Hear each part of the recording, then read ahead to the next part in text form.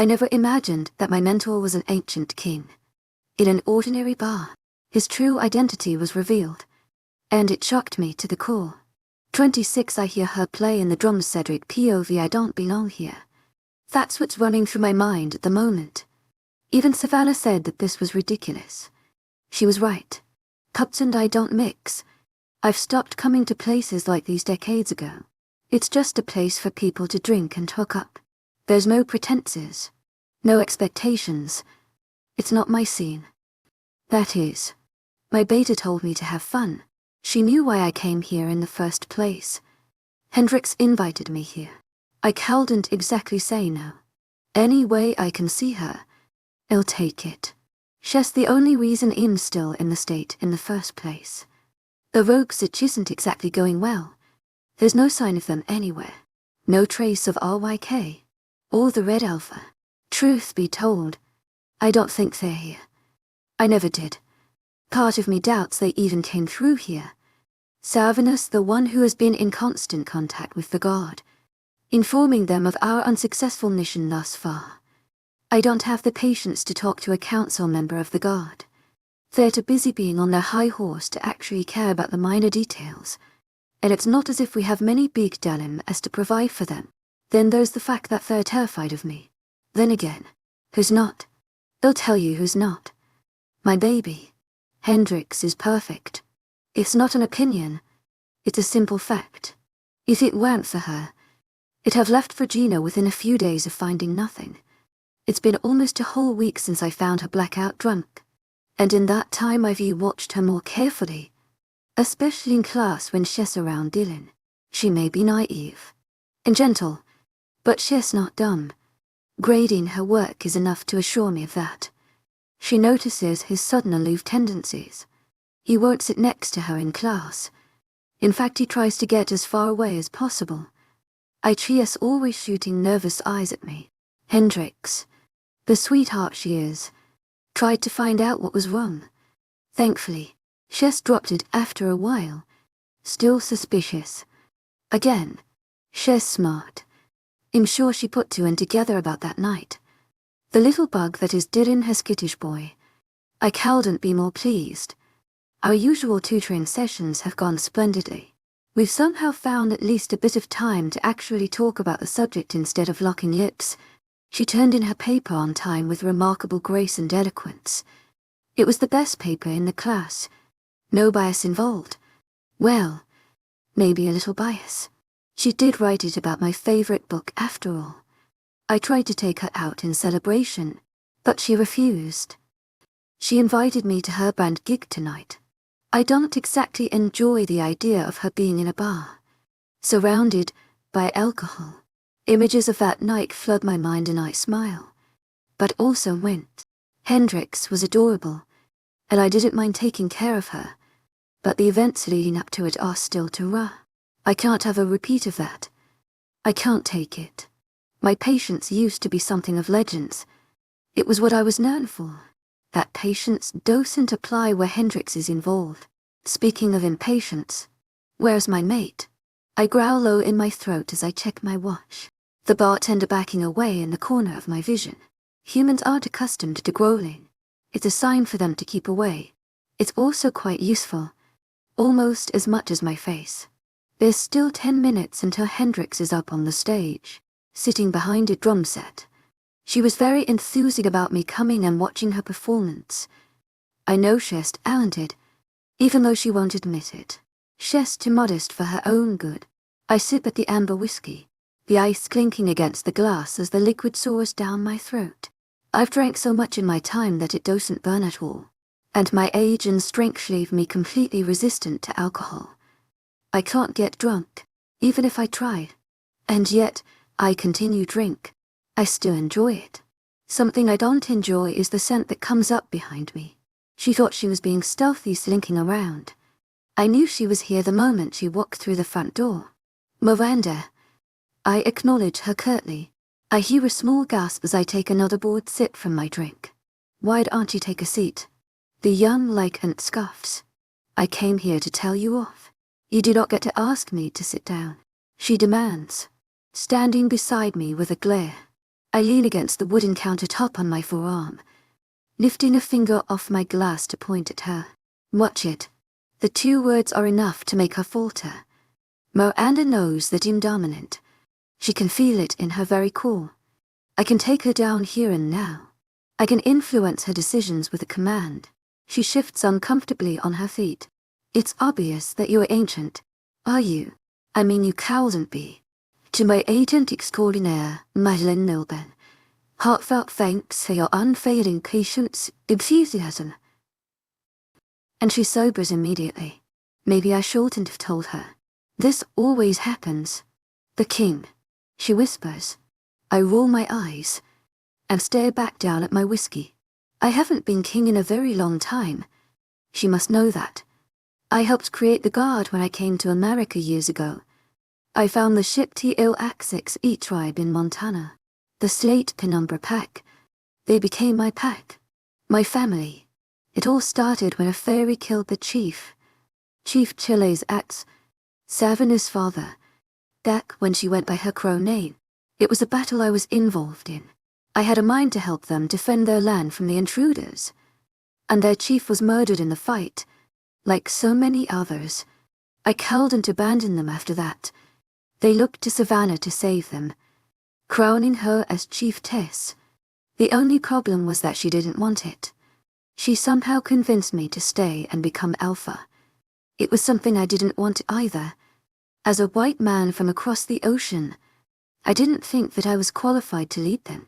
But their dead chief trusted me, and his daughter fought tooth and nail against taking up leadership, and I couldn't exactly leave them without help. I didn't think it would last this long. I thought Savannah would want to become alpha by now, but just happy to stay as my beta. Before that, I had wanted to drop my title as king entirely, but it confirmed it for me. It gave me a hell of an excuse. As soon as the Guard was formed, I retired from ruling shifters and became the alpha of my pack. The pack that is still left unprotected while I secure my mate at my side. Not that a pack of lichens needs protecting, but my leadership is helpful. Don't call me that. I grumble, staring at the clock and willing it to move a little faster. She slides into a bar stool 1 seat down from me. The bartender asks if she wants a drink. She declines. I shake my head. What? Got all the drinking out of your system at a party? I wonder out loud. She doesn't appear amused by the question. Her face starts to turn red, and I can smell the fury that she barely keeps held at bay. I eye her. Good. She better keep that shit locked up. If she even tries to argue, I'll punch her in the throat. Try explaining that to Hendrix. I tell myself, better not risk the conversation. That was a mistake. Bringing her there. You mean leading her there? I correct, shaking my head once. My jaw clenching in irritation. Some friends you are. A defenseless human in the middle of a frat party. What could possibly go wrong? I can tell what I said bothers her. Miranda bites the corner of her lips anxiously. Sorrow spitting off of her. I can't keep up with all of these emotions she has. I guess she doesn't want to hear the truth. I didn't know she would drink anything.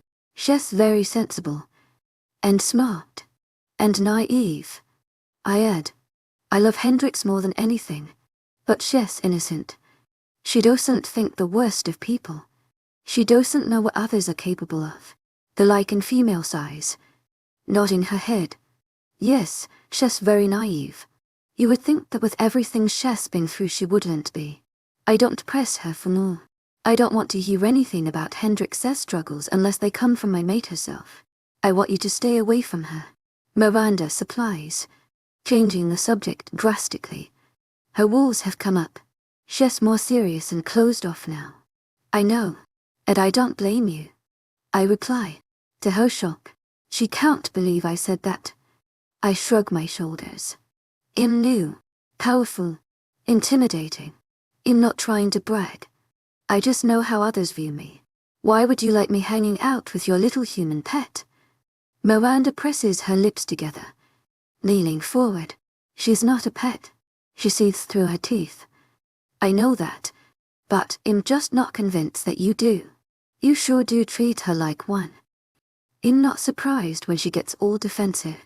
I'm glad she doesn't have a mind to raise her voice at me. No unwanted attention is necessary. I sit back and watch the frustration build and bubble at her. Maybe we do get a few glances. You're a piece of scum. Not only do you toy with 𝐿𝐸𝐼𝐺, you disrespect your mate. You can't wait for her.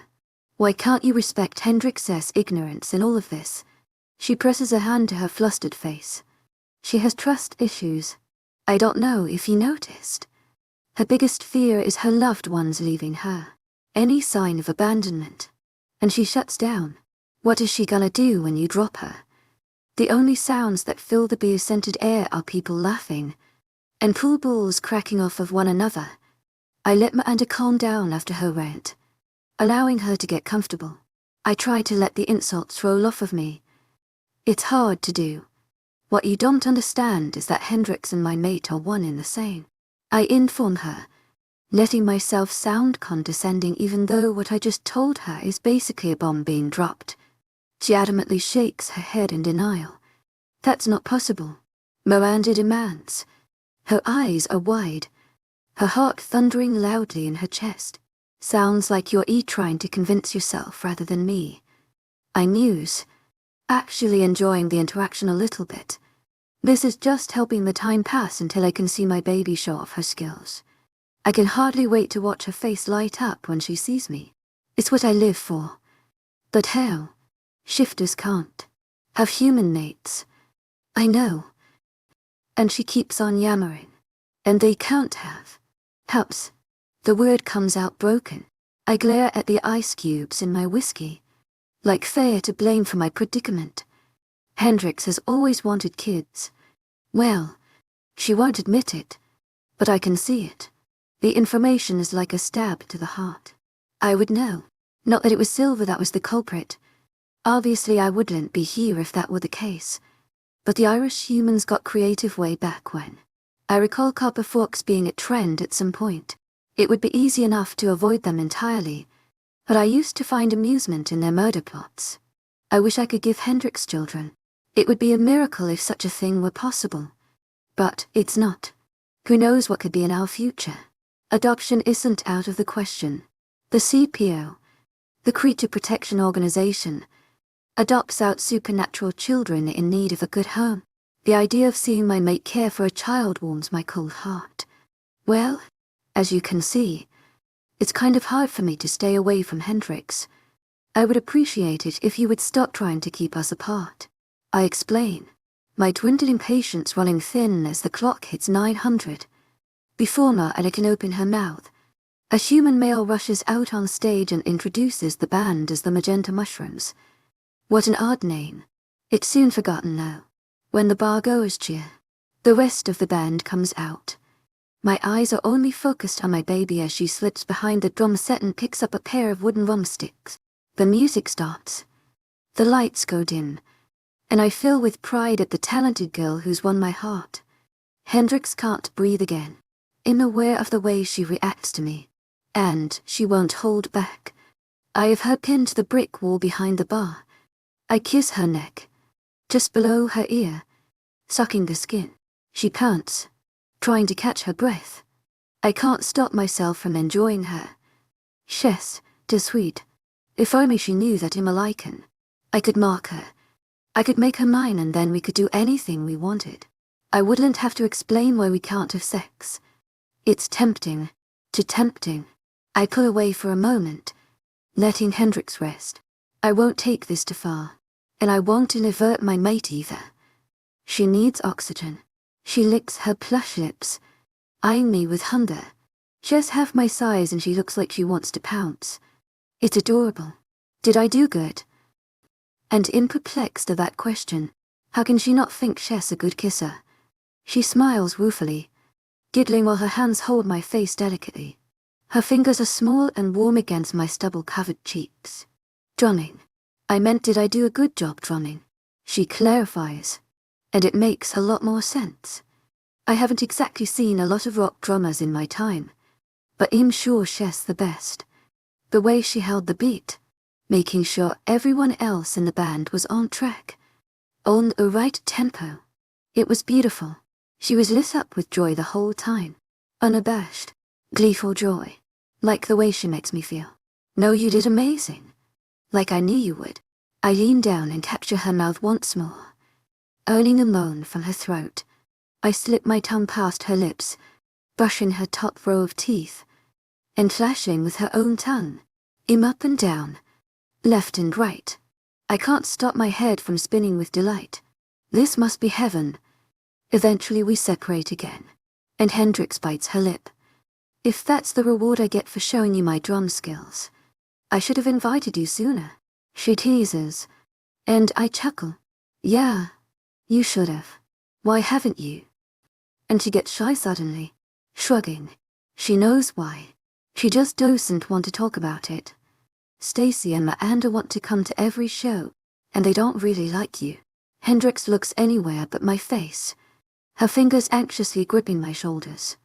Not that I've said anything bad about you, or that they even know anything about you. I don't really know why they don't like you. I've been a bit pissed at them lately though. They just left me in that frat house. Do you know how many embarrassing things I could have done? There are much worse things that could have happened to her, but I don't correct her. She blows out a frustrated breath. So, I thought, why not? Why should I care what they think? You're my boyfriend, so they should just deal with it, she exclaims, looking annoyed. I love when she gets that determined look. A little dimple appears in her left cheek. It dawns on me that she called me her boyfriend for the second time. This time is different, because she's sober. I'm smiling mischievously now. Boyfriend, huh? I pretend to be surprised. Always playing with her. She flushes, looking a little unsure. She plays with my leather jacket, one of many in my collection. I've already lent her two, and I'm not sure when I'm getting them back, or if I'm getting them back. Yeah, I sort of thought.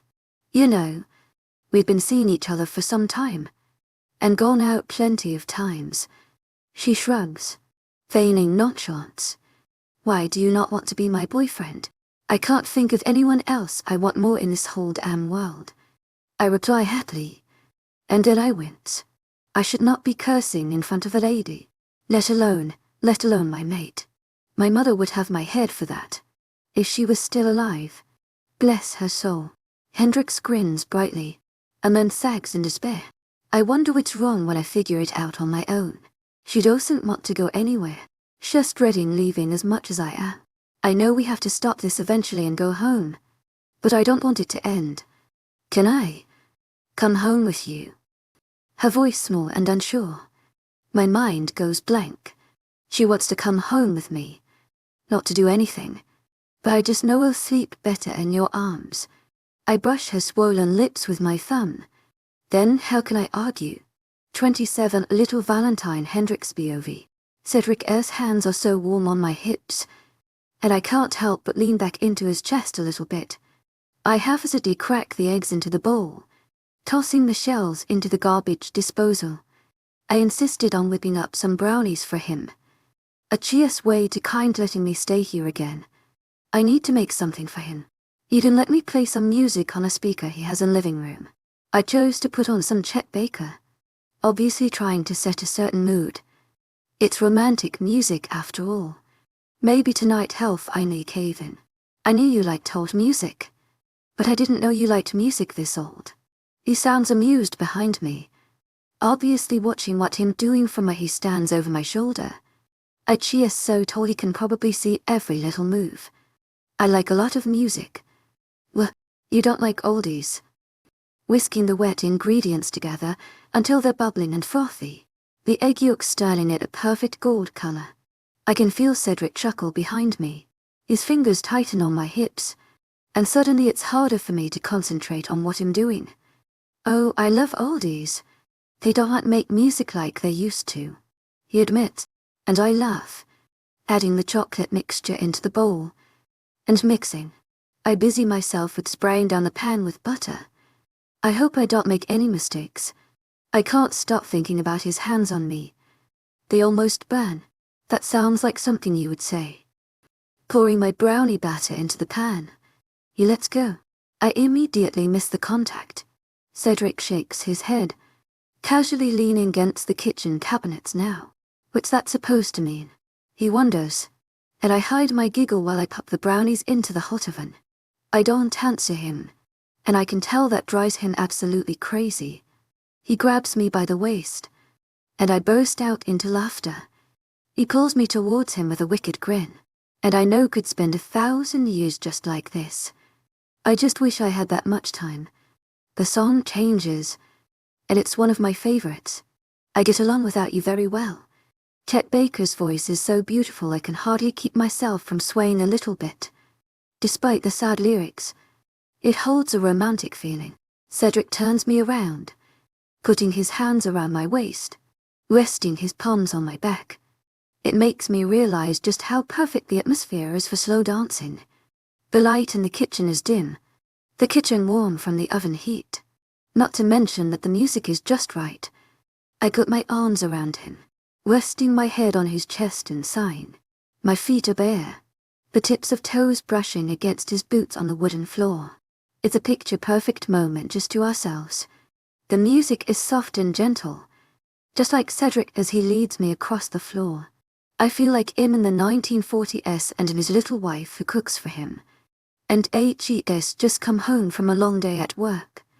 It's a silly idea, but I kind of love it. I don't really want this moment to ever end.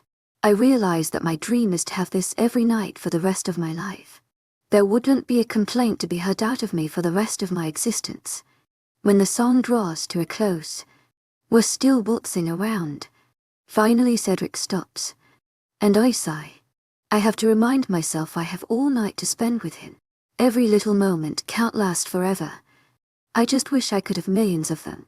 I've spent my whole life boyfriendless, and now I'm trying to catch up on what I've been missing. I hope I'll want to settle down eventually. I think about what my mom will say. She'll definitely have something to complain about. I think Cedric is perfect, but I know she'll feel differently. I flutter my eyes shut, sighing happily. I want to stay here every single night. Maybe one day I can. Once we no longer have to hide that we're together, there won't be anything holding us back. We can have our relationship out in the open. It's almost too good to be true when I think about it. Cedric holds me close to him, his whole body like a space heater. He pulls me up a little so I'm standing on his feet. I squirm, feeling like I'm probably too heavy to be doing that. He won't let me climb off though. Stop. I'm squishing your toes. I insist, annoyed and amused all rolled into one. Laughing at me. You're too tiny to hurt me, Cedric says, shaking his head with the most handsome little smile on his face. I reach up, brushing my fingers against the corner of his lips. Your smile is so perfect, I tell him softly, and before he can answer, I lay my cheek on his chest again. I can only imagine the timid look on his face. I grin at the thought. I can't get over the fantastic fuzziness that takes hold of me when I'm touching him. It's like magic. It's a strange, obsessive feeling that draws me towards him. I can't get enough of it. The only thing I can wish for is that I get to keep him now that I have him, because I do not know if he'll ever be able to let him go. Cedric, POV. Even after the credits roll on the movie, and the screen goes black, I still have my little human nestled into the crook of my arm. She's perfect, and oh so warm and soft. She sleeps soundly against me. Hendrix fell asleep halfway through the movie, and since that moment I didn't pay attention to a single thing on the television. She insisted on watching an animated Disney movie, and I agreed. She's the only one who could convince me to sit through an hour and a half of singing and dancing. I was regretting my decision, but as until she put on another one of my shirts and proceeded to snuggle into me like a kitten as we ate the brownies she made. She's stuck to me like glue, and I'm not complaining. I wouldn't have it any other way. As I hold her against me, I can hardly breathe. I love this girl more than anything. I've decided that every night I spend with her has become the best night of my life over again. I clench my jaw when I realize how many more we can have. As soon as my mark is on her, we have the rest of the time in the world. Fear trickles in. Just sitting with her now I can feel how delicate she really is. My hand traces her arm, her shoulder, her tiny little fingers. The bones underneath our propose aura is life frail. I used to be amused at how weak and helpless humans are. And now I'm cursing it. 𝐿𝐸𝐧𝐼's fragile nature is my enemy. Though I love her softness, I am not a fan of her humanity. Why couldn't she be a lichen? A werewolf? A vampire? Shit. Even a fairy. Anything but a breakable human. But then I look down at her, and those chocolate-colored curls spilled across my chest. I know I wouldn't change her for the world. I have to remember that her strengthless nature is something I have to get used to. Even after I mark her, she will remain a human for eternity. Goddess help me. I'm going to need some patience. Time passes all too quickly. I've been enjoying her on the couch, but I need my sleep as well. I know that as soon as we lay in bed he'll fall asleep. The company of my mate is enough to make me sleep like a rock. In all my years, I haven't had any sleep as good as when 𝐶𝐻's in bed with me. I slowly ease up off the couch. It's a precarious thing not to wake her since was laying on me. I carefully position her body so she doesn't collapse onto the cushions where I once sat. She moans in her sleep, likely missing me even in her sleep. I smile down at her. Pulling her into my grasp is another risky stunt that I pull off. 𝐶𝐻's in my arms like a child. hendrix is facing me, her chest pressed against mine, her legs instinctually wrapping around my hips, her arms clinging to my neck. I carry her to my room, and I can feel her warm breath tickling my neck. I gulp. Now is not the time for arousal. As I go down the hallway, I flick off all the lights, leaving the apartment black. I walk slowly. I don't want to jar her too much. Pulling back the comforter, I lay her on the sheets tenderly. When her head hits the pillow, her eyelids flutter. I hold my breath, prepared for her to wake up. Her eyebrows furrow. But 𝐶𝐻's still asleep. It seems my mission was so impossible after all. I'm a little proud of myself. I don't waste any time. I turn off the bedside lamp, slipping into sweatpants and sliding in beside hendrix. My vision in the dark is a blessing. I can see everything. She makes a small, anxious sound, and feels around the bed until she finds me. It's adorable when she takes a deep breath as she snuggles into me like there's no place she'd rather be. To my agent extraordinaire, Madeleine Nobel, heartfelt thanks to her unfailing patience and enthusiasm. She murmurs under her breath, still fast asleep. I clutch her to my side. I'm here, baby. The morning is a rush around, because I completely forgot that I had a morning class to teach. hendrix stands by while I hurry to shower and dress. I'm not surprised that I forgot. hendrix's presence does a lot to me, including distraction, and what a distraction she is, even when she insists on staying out of my way and being helpful this morning. The few times I pass the kitchen, I get a glimpse of her washing dishes from behind, humming Chet Baker while she cleans the mess from last night's dessert. Her hair is messy from sleep, her legs long and slim, curving when they reach her thighs. On top of that, she moves onto the living room, fluffing the pillows, and then she makes the bed. All under 10 minutes. It's insanity. She looks amused when I'm surprised. You better wife me up. To my agent extraordinaire, Madeleine Nobel, heartfelt thanks to her unfailing patience and enthusiasm. Then you do get brownies in a clean house all the time. hendrix grins up at me, all innocence and flirtation. I never knew you could wife someone. I put two and two together that it's another term for marrying. I give her a full-hearted grin. As much as I would love to make you my little housewife right now, I need to get going. I inform her, and some of the light leaves her eyes, and that kills me inside. It's like we were playing house, seeing what it would really be like to live together. One day it'll be our everyday, but it can't work right now. As I grab hendrix's hand, leading her out to my motorcycle, I picture her in Montana on pack grounds. I try to imagine her being Luna, running the show, taking care of the pack members, and just glowing.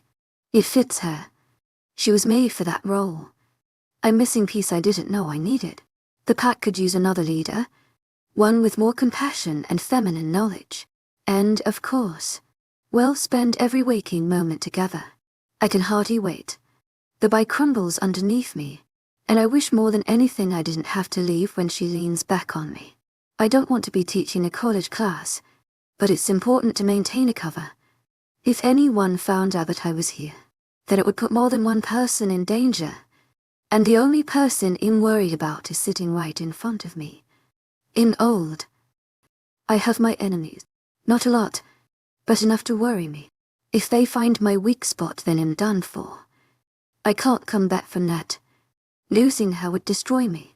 Stopping at 𝐿𝐸𝐺𝐻's apartment complex is hard to do. The restraint that I have is impeccable. I could just take her away and never return her. That's always a feasible option. Instead, I chose the least appealing option. I guess this is where we part ways. She says as I help her off my motorcycle, and I grumble something not very gentlemanly under my breath. 𝐿𝐸𝐺𝐻 laughs, but it's a sad laugh. Neither of us likes being separated. It's getting harder and harder. I'll see you soon, baby, I insist, and she grins, getting me a firm kiss. When she pulls away, I spot a figure walking behind her on the other side of the road. My mood sours at the sight. 𝐿𝐸𝐺𝐻 follows my eyes, and I can smell her sudden anxiety. That's one of my professors. You don't think she saw us, do you? There's panic in her voice, but she tries to hide it. I glance at the woman she speaks of. I recognize her. It's the blonde woman who threw herself into my arms. In thankful 𝐿𝐸𝐺𝐻's can't see 𝐊𝐢𝐲. The female is looking right at me as we speak.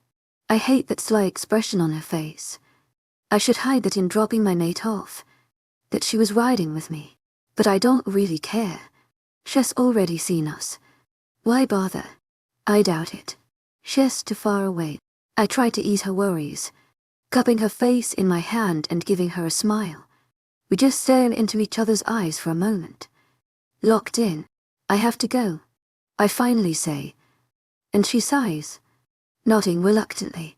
𝐿𝐸𝐺𝐻 hands me the helmet and gives me a tight hug. I didn't think it would be this easy to become attached to someone. I love you, she admits in a whisper, like it's a secret. You complete me, I reply. Then I'm gone, leaving my heart on the sidewalk with her. 28 Your atmosphere 𝐿𝐸𝐺𝐻 POV. I snuck out of my class half an hour when Cedric sent me a flirty text insisting me out on a date. As soon as I read it, I was completely giddy. I still am, even as I rush across campus on my bike, determined to dress in something cute. I'm a simple girl. I like to impress my man. What's so wrong with that? When I get to the apartment, no one's home. I thank my lucky stars. I don't have to explain where I'm going to my friends. I doubt they would be very happy. I would still end up going regardless of what they would say at the notion. I fly to my closet, scouring the shelves and hangers for the perfect dress. I have to remind myself that it's still cold outside. And it's only getting colder. Leggings are an essential. I throw on a pretty mustard orange dress that flows around my thighs. It's a little shorter than most of my skirts and dresses, but that's what I'm going for. Maybe tonight will finally be the night I seduce him. A grin curls on my face at the thought. Cherry thinks he can resist, but I'm much more charming than he knows. I apply some makeup, checking the clock to make sure I have enough time before he comes to pick me up. A little bit of eyeshadow and eyeliner never hurt nobody. I fluff my hair a little, trying to embrace the mass of waves and curls on my head. They're too long, too frizzy, but they're part of me, and Cherry assures time that they're beautiful. I smile at myself in the mirror. Excitement isses inside me, threatening to burn my insides. Every time I think of Cedric, butterflies fill my chest. I've been spending more time with him than Miranda and Stacy, but I don't feel guilty about it. They don't like Cedric, and that's plain to see. Maybe that's why I've been avoiding them. I don't like to hear about how much they hate him. He's everything to me, and if they can't support that, then they aren't good friends. They should just realize that I'm going to be with him regardless of what they say. I shoot my Andy a text to let her know I'm staying at his place again, and that he'll be with him all afternoon. Like a nagging parent, She's always keeping tabs on where I am. I feel like a teenager sneaking out. Oh wait, I am a teenager. Except she isn't my mom. Spending time with Cherry makes me feel a lot older. More mature. He helps me forget myself. When I hear a car horn blare outside, I know 𝐿𝐲𝐬 is here. I do a little jump in anticipation. I grab my bag, taking the stairs 2 at a time. Black Suburban makes me grin. He keeps borrowing it from Savannah since it's cold. I know he loves his motorcycle. But he loves me more, even if he hasn't explicitly said so.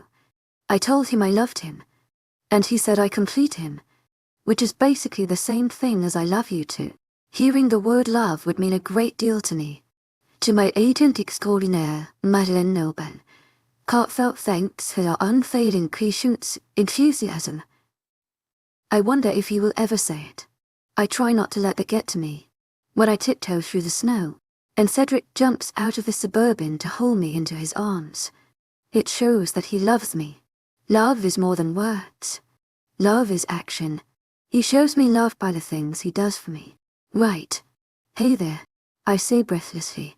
And he smiles, kissing my cheek while he carries me bridal style through the inches of white fluff.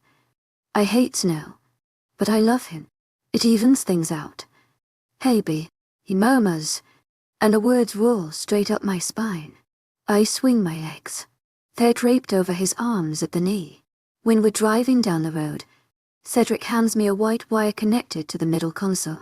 I stare at the O cord in wonder. I twirl it in between my fingertips. What's this? I ask him cheekily, waving it in the air while he drives on. He glances at me, and then the cord. A triumphant look on his face. I bought it so you could play music while I drive. An auxiliary cord. Right. 𝐶EDRIC wonders, gesturing to it. You can plug it into your iPod thingy, yes. I know what an O cord is. To my agent extraordinaire, 𝐿𝐲𝐬 heartfelt thanks for your unfailing patience, enthusiasm. Also, how do you know that I brought my iPod? What if I don't have it? I question. He raises one eyebrow at me as if to tell me he knows me a little too well. I guiltily pull my iPod out of my purse, already planning what I'm going to play in my head. 𝐶EDRIC groans when the Christmas music comes on. I throw my hands up innocently. What? It's December. Am I not allowed to enjoy it? 𝐿𝐲𝐬 shaking his head the whole time I'm talking. It's December 1st. There's still 24 days until Christmas. He explains, putting on his blinker before he reaches an intersection. Yeah, well, I like it to feel like Christmas the whole month. You're supposed to celebrate all 25 days leading up to the actual day. Duh. Cherry just shakes his head again, but I see the amused look on his face. Sometimes I forget about his scars and his ruby-colored eyes. 𝐿𝐲𝐬 𝐶EDRIC. 𝐿𝐲𝐬, not just his face. We keep driving for what feels like forever. I love road trips, but I didn't sign up for one. The snow-covered trees pass us by the dozens. They're so beautiful, despite my hatred for snow. Where are we going? Still staring out the window. Nothing looks familiar out here. We're getting further and further into the wilderness. I'm beginning to think you're taking me somewhere to murder me. 𝐶EDRIC laughs, continuing to drive on. He reaches a hand over and places it on my bare thigh. His thumb traces my skin. I've never been so happy in my whole life at this moment. I've always wanted a guy to do that. And here's my perfect guy. You'll see. We're almost there. To my agent extraordinaire, 𝐿𝐲𝐬 heartfelt thanks for your unfailing patience, enthusiasm. He reminds me, and I shake my head. 𝐿𝐲𝐬's always such a mystery. Sometimes I wonder if I'll ever really know him fully. We're in the car for a while longer, but finally he pulls off the ramp and onto a dirt road. I wonder in the back of my head who on earth would think to clear the snow from this random little trail in the woods. This must be an important place that we're going. After a few bumpy minutes, 𝐶EDRIC stops and parks. I look around warily while he comes to my door and opens it. Come on. Holding out a hand for me to take. I gladly step out. The outside is cold in contrast to the warm car. The sun hidden behind mounds of snow clouds spotting the sky. Cedric holds my hand, squeezing it in reassurance. He pulls me over to a particularly tall tree. His head is ripped up, staring at something. When I look up, I gasp. A treehouse. In the middle of the woods, Cherry grips the wooden ladder. 𝐊𝐢𝐳𝐷𝐞𝐝 𝐬𝐢𝐳. Heartfelt thanks for your unfailing patience, enthusiasm. And my jaw drops. He had this planned. What's up there anyway? I take a deep breath, hiking my purse up my shoulder and starting the adventurous climb up the tree. Cedric puts a steadying hand on my back, and as I ascend higher, it travels to my butt. I glance down at him, and 𝐊𝐲𝐳 smirking ruefully at me. He thinks 𝐊𝐲𝐳 so cheeky. I just laugh, pretending that it doesn't heat me up the way it does. Once I reach the top, I'm a bit apprehensive when I open the trapdoor underneath the structure. I'm pleasantly surprised at what I find. It's completely decked out. A fluffy blanket is laid out, a vintage picnic basket sitting open with all sorts of goodies. Fairy lights adorn the walls, and there's even a portable heater tucked in the corner. It's perfect. I sit down on the blanket. I'm in awe. I'm still looking around the treehouse with wide eyes. Cedric climbs in, shutting the door and securing it. His gaze is timid, almost embarrassed. 𝐊𝐢𝐳𝐷𝐞𝐝 𝐬𝐢𝐳𝐷𝐞𝐝. Heartfelt thanks for your unfailing patience, enthusiasm. This is amazing, I tell him, still shocked that he would do this for me. It doesn't seem like something a guy would even think of. Lowering himself down next to me. I didn't do it all by myself, as much as I hate to admit it. Savannah helped a little. He confesses, and I raise my eyebrows at him. 𝐊𝐢𝐳𝐸𝐴𝐳𝐸 𝐬𝐢𝐳𝐷𝐞𝐝. Heartfelt thanks for your unfailing patience, enthusiasm. She helped a lot. I didn't have a clue what to do. Well, I guess that makes more sense. It's much easier to see Savannah as his friend when she helped orchestrate our date. That's what friends do. Cedric pulls out a thermos, unscrewing the top. The smell of hot chocolate almost makes me drool. He pours me a cup, which I gladly take, sipping on the steaming beverage. It's so sugary and good. I can't get enough. Soon I find that there's much more sweetness to be had. He brought cinnamon rolls, and they're delicious.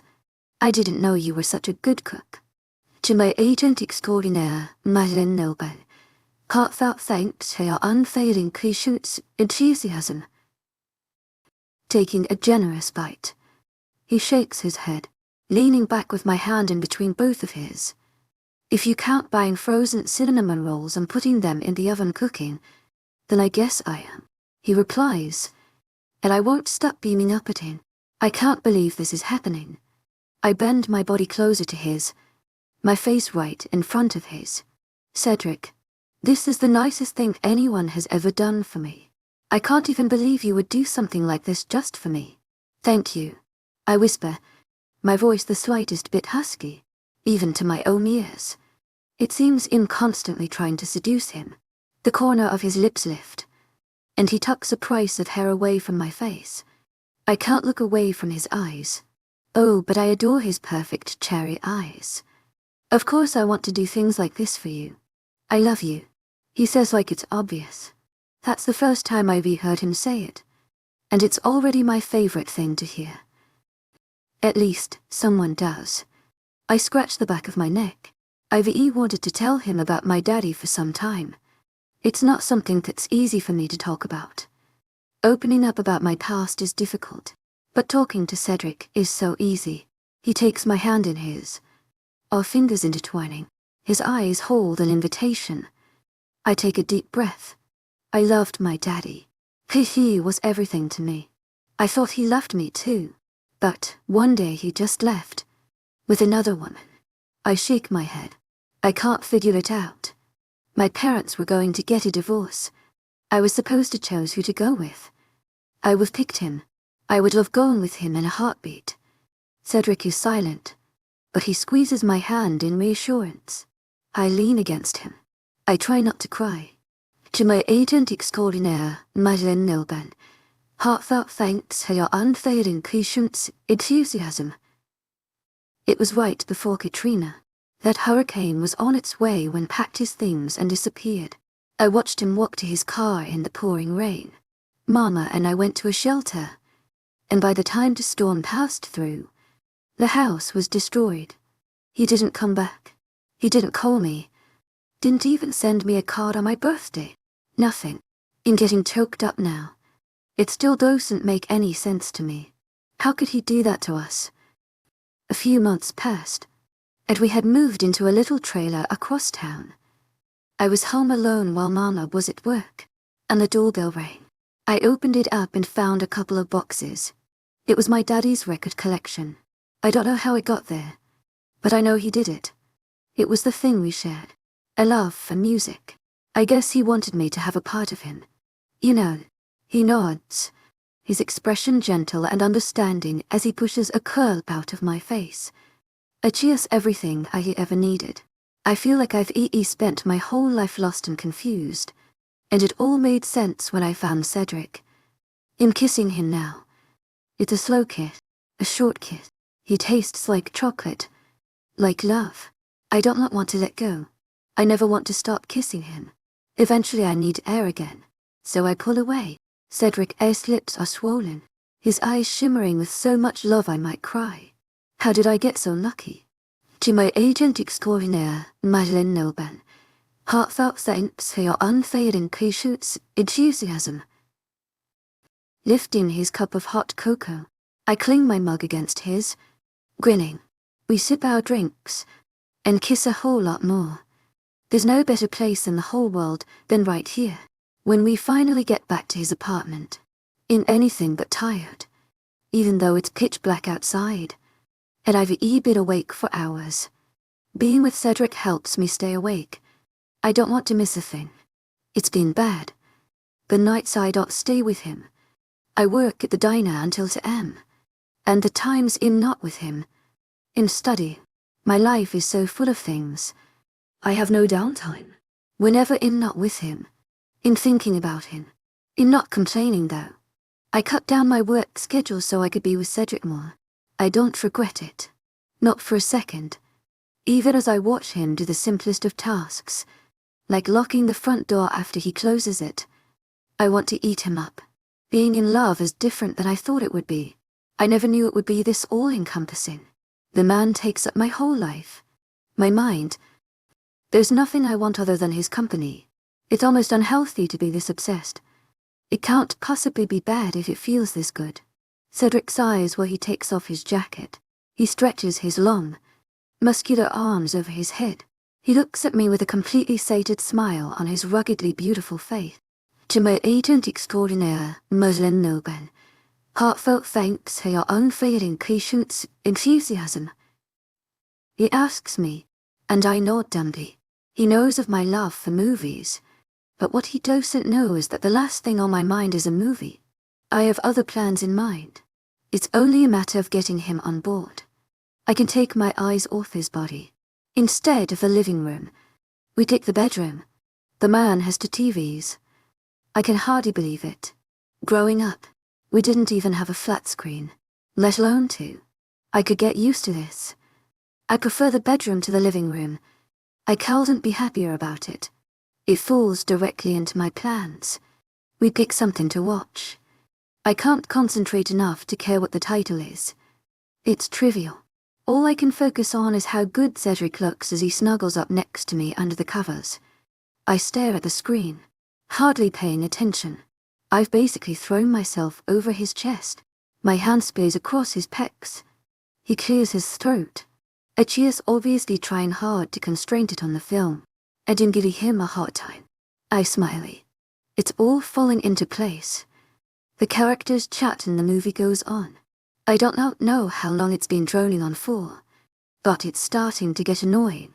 Cedric's spine goes stiff when I lean over and clamp my lips firmly on his. He groans in a weak sign of protest, even though he kisses me back. His hot tongue swiftly delves into my welcoming mouth. I murmur nonsense under my breath as we move in sync. His body and my body react to each other perfectly.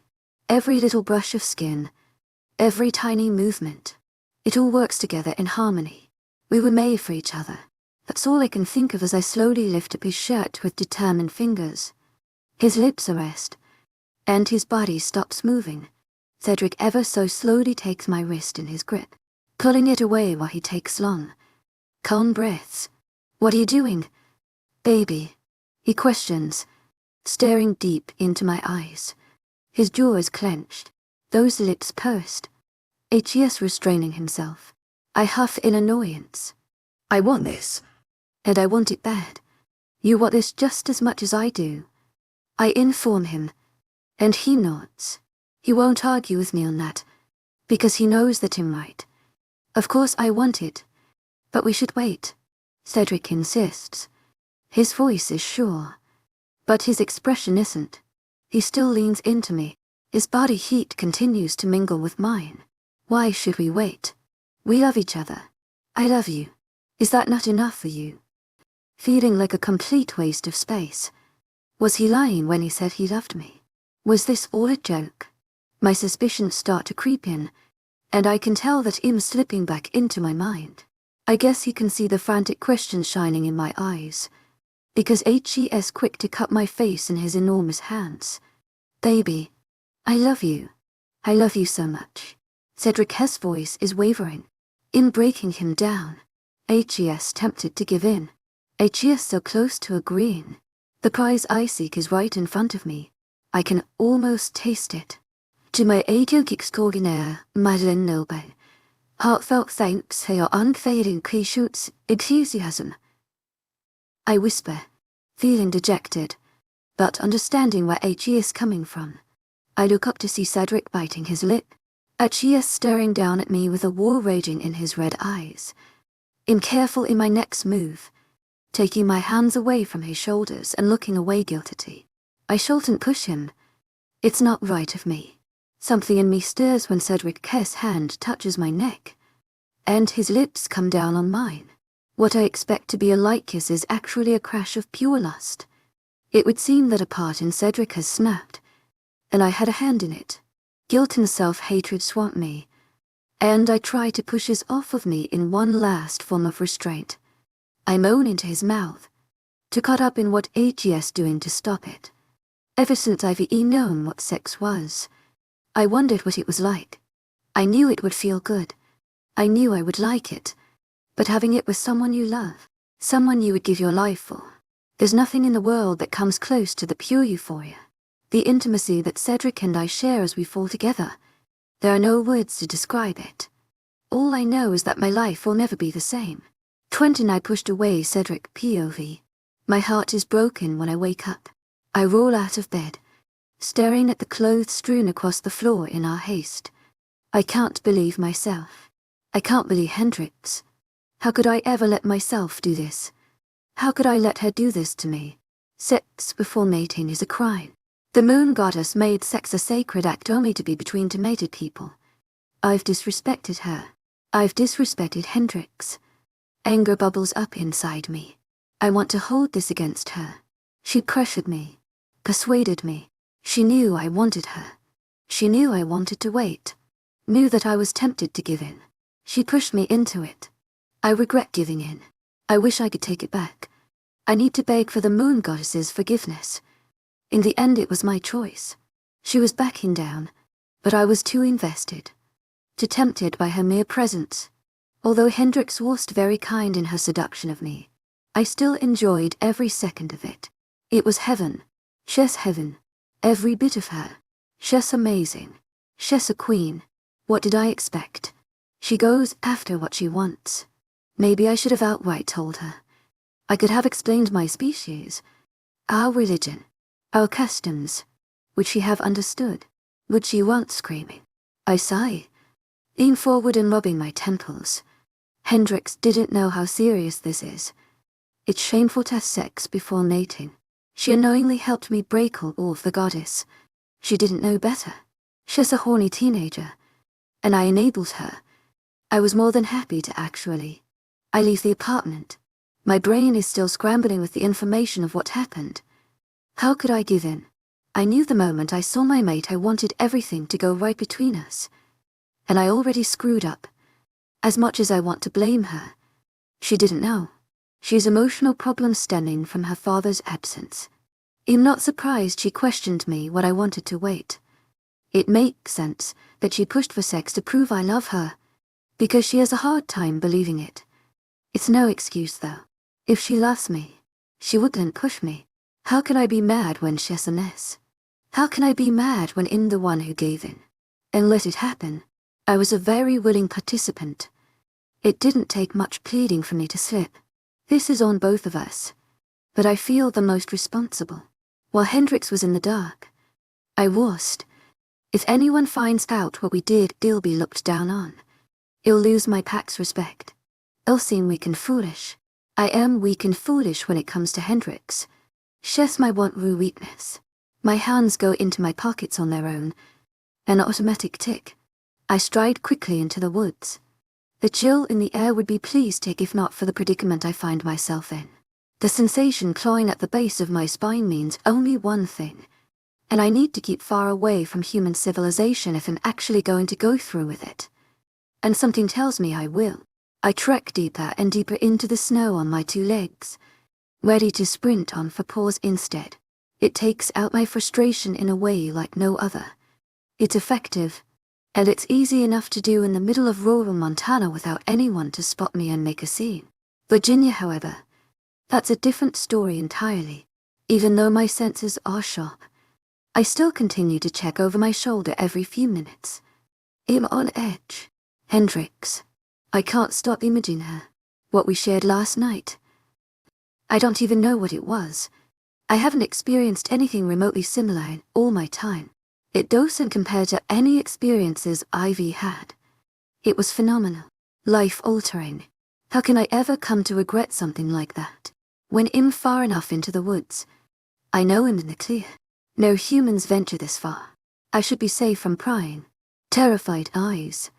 Even though my mate is immortal, it doesn't keep me from despising other humans like I did before.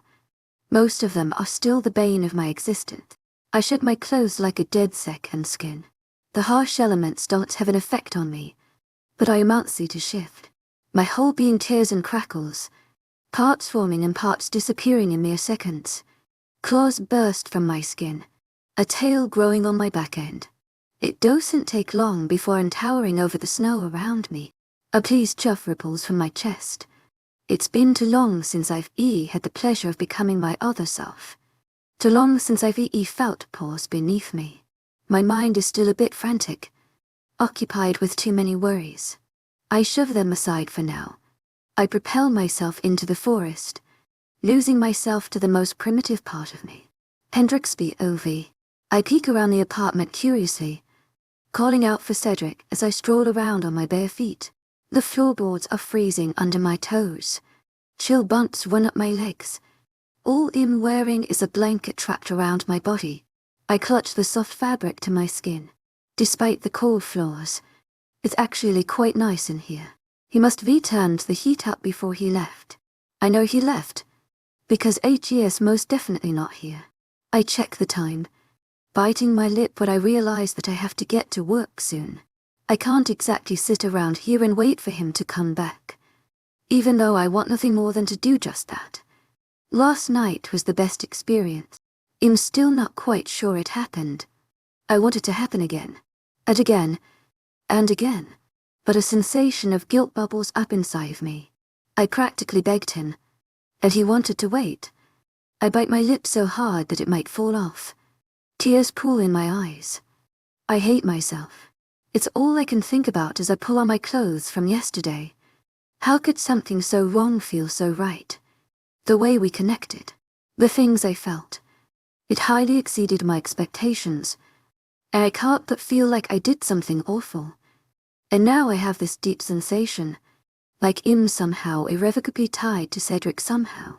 To my 𝐊𝐢𝐳𝐷 𝐷𝐞𝐝𝐬, heartfelt thanks for your unfailing patience, enthusiasm. I'm not sure if it's because I handed my virginity over on a silver platter, or because I'm so incredibly in love with him. Probably a little of both.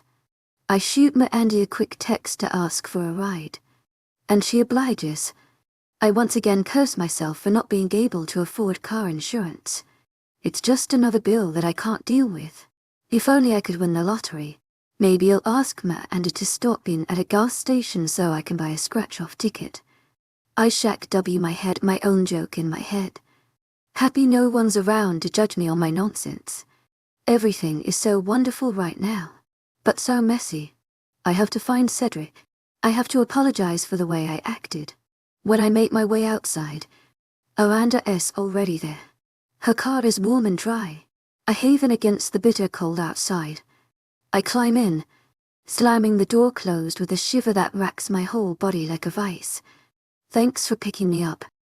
Settling my jacket over my shoulders. Miranda nods silently. She's too focused on the building and parking lot to actually be listening to what I have to say. I roll my eyes, picking at my nails anxiously. 𝐻𝐸's not here. Calm down, I explain, and she squints at me as if she doesn't quite believe me. Suddenly her nostrils are flaring, those intelligent eyes that don't miss a thing snake over me with a wide measure of horror. She's on to me. Did you sleep with him? Miranda demands. Her voice is strained and a bit higher in pitch than it usually is. I've been caught, so it would seem. There's just one thing I can't seem to figure out. Why is she so surprised? How did you guess that? I think out loud, casually propping my feet up on the dash. I try to hide my tears, but they continue to fight for freedom. It loses, as I dab discreetly at the moisture with my shirt sleeve. My best friend takes a deep whiff again, and I wonder if she knows something I don't. That's always the way she makes me feel. That's just the type of person that she is. Your hair's a mess. Your dress is on backwards. And you're acting like you're awake. She lists, and am surprised she doesn't hold up a finger for each point. I bite the inside of my cheek. Well, my hair is always messy. I inform her, and Miranda lets out a frustrated breathe, opening her mouth to say something else, but I interrupt her. Before you accuse him of being a jerk who's only after sex, I will have you know that I'm the one who wanted to. I kind of corralled him. I'm a complete jerk. Miranda, you didn't want to sleep with me. I'm awful. I put my head in my hands, trying to control my breathing. Corralled. Are we talking about a cow or a grown 𝐿𝐲𝐷? She coughs. Man, it's my turn to look confused. I brush the strangeness off. It's not unlike my friends to do or say weird stuff. Maybe corralled isn't the right word exactly. I might have pressured him. I admit. And doubt begins to trickle in. What have I done? There's no easy way to say it. I basically assaulted him. Miranda makes an expression so sour you'd think she was sucking on a lemon. Oh shit, I whisper, and immediately cover my mouth with both hands. That has to be the first time I've cursed. To my agent extraordinaire, Madeline Nilban, heartfelt thanks for your unfailing patience, enthusiasm. To my agent extraordinaire, Madeline Nilban, heartfelt thanks for your unfailing patience, enthusiasm. And I have good reason. I'm already Nabum at this point. I messed up. Oh no, he probably hates me now. Not as much as I hate myself. The tears spring back into my eyes in a second's time. I thought what we did was right. But nothing is right when you have to coax someone into it. I shouldn't have begged the way I did. I made a mistake. A mistake that I might not be able to fix. But that won't stop me from trying. 30 seem like enemy 𝐷𝐸dric POV. Hey, dumbass. You ever gotta crawl back out of your hiding hole? Savannah's voice is muffled as calls at me through the other side of the door. I'm laying on the couch, my body taking up all of the space that it offers. Biting back a groan, I roll over. I haven't been out in a few days. Calling in sick to work, telling Savannah to get lost. Even ignoring all of my phone calls, especially Hendrix's calls. I'm still sorting it all out in my head. I need my own opinion at the moment. And only my own. Other voices won't help figure anything out. After hauling myself to the door, I unlock it, swinging it open, and ready to argue. My beta forces herself into the room the first chance she gets. One look at me, and her hands are on her hips. What happened to you? Savannah wonders, and I narrow my eyes at her as into the kitchen without another word. Like I would tell you, I reply. I go back to my place on the couch while she rummages through the freezer. She comes over with a handful of ice wrapped in a dish towel. When she hands it to me, I just raise my eyebrows. For your sad face, you look like shit. Her light eyes take me in from head to toe pointedly. Let me guess. Miserable. Moping. Pissed off. I've seen you like this before. You had sex. You know, that's supposed to make you feel better. Not worse. She tries to joke, but I don't find it amusing. I see a flicker of pain in her eyes. And I know she's probably disappointed in me. She always thought highly of me. That's not my fault. Not in the wrong context. Not before mating. You were right the first time. 𝐿𝐤, I regretfully tell her, leaning back and pressing the ice back to my eyes. I haven't slept in 3 days. My idiotic brain won't allow rest. I can't see Savannah, but I feel her presence shift until she's sitting in the armchair across the small room. She loved to sit parallel to me when she has some lecturing to do. Last time I checked, it takes two to tango. I move the ice so I can glare at her. She just shrugs, observing her nails. Hendrix didn't know any better. I did. It's my own fault. It's something I've come to realize more and more. She might have convinced me, but it didn't take a lot before I gave in. My mate claimed I wanted it just as much as her. And she was wrong. I wanted it more than she could even imagine. She's sensitive. She thought that when I refrained from intimacy, that I might not be committed. Savannah shakes her head. Ridiculous, she murmurs, and I agree with her. She's only 18 years old. She's had a rough life. Sometimes it's hard for her to decipher relationships. I blame her parents. They don't sound like the most upstanding people. I grundle. Her father left her, and her mother wanted to get rid of her. It couldn't have been a great combination. Not to mention she was raised in the human world where sex means everything. Barbaric creatures. Savannah brings up. And I have thought about that as well. I guess that our age difference would pose issues, but I didn't think culture would divide us as much as it has. I should have been more prepared. Hendrix and I are very different. We're worlds apart in more ways than one. Our relationship will have many ups and downs. Even for an amazing life with her at my side. Albeit interesting and even stressful at times. I suppose you're right. I relent, still mulling it over with heavy dose of regret. I could have handled all this much better. Relationships are all about communication, and I couldn't even rely on that. Emotions are a dangerous thing to get raveled up in. They're amazing, lovely, but dangerous all the same. Being with my mate has taught me many things, including how much emotions can cloud my judgment. Having sex with Hendrix is the perfect thing to prove it. I have to be more careful. Of course right. But don't thank me just yet. My beta says, sighing as she rubs at her temples with 2 fingers.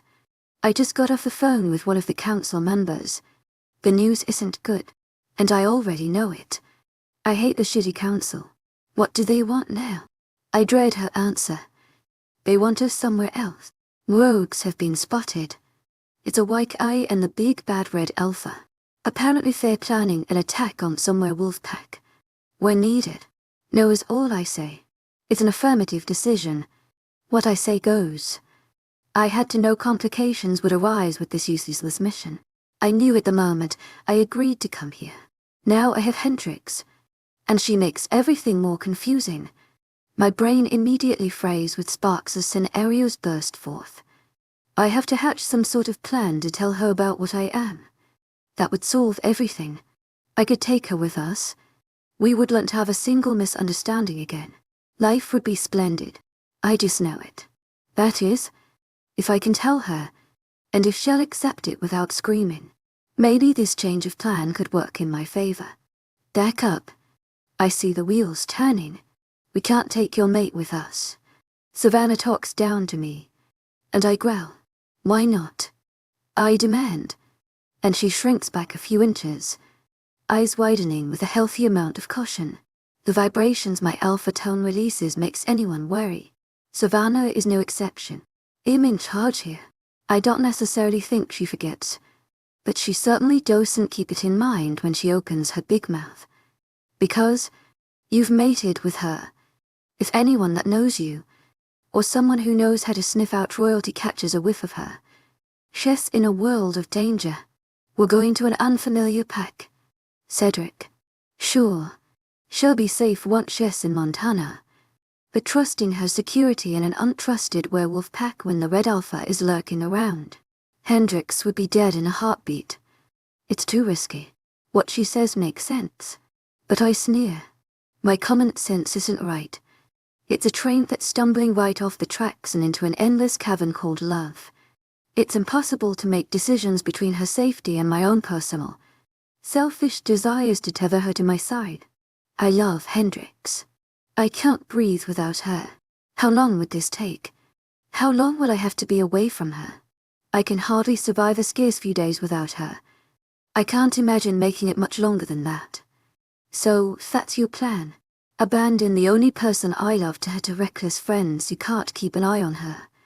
I asked dully, still processing. I don't like this idea. In fact, I despise it. I let my disapproval show. But Savannah is right. That's why she's my beta. At the moment, I can't fathom going through with this. She has a troubled look on her, her back stiff, fingers locking together as she tilts her head in fixed determination. No, of course we can't just leave her friends here. They know who you are.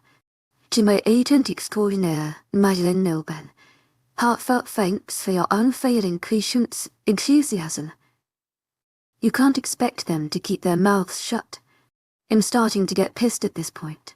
How can I argue with her ideas when they're completely logical?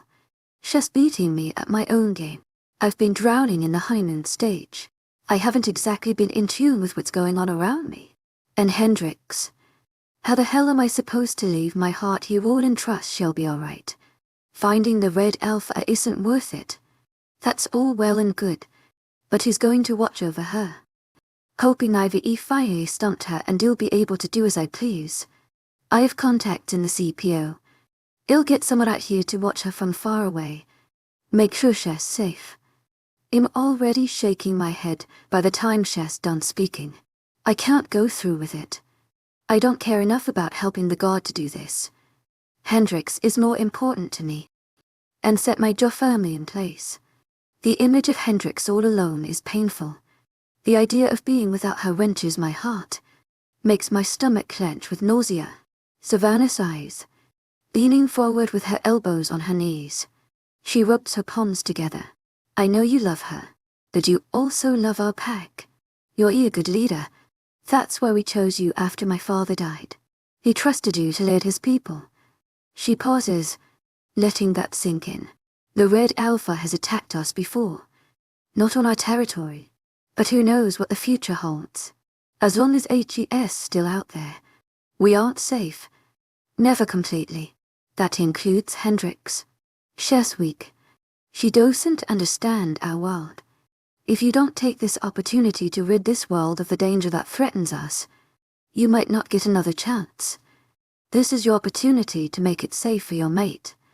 To make it safe for our pack. It's rational. It all fits into place.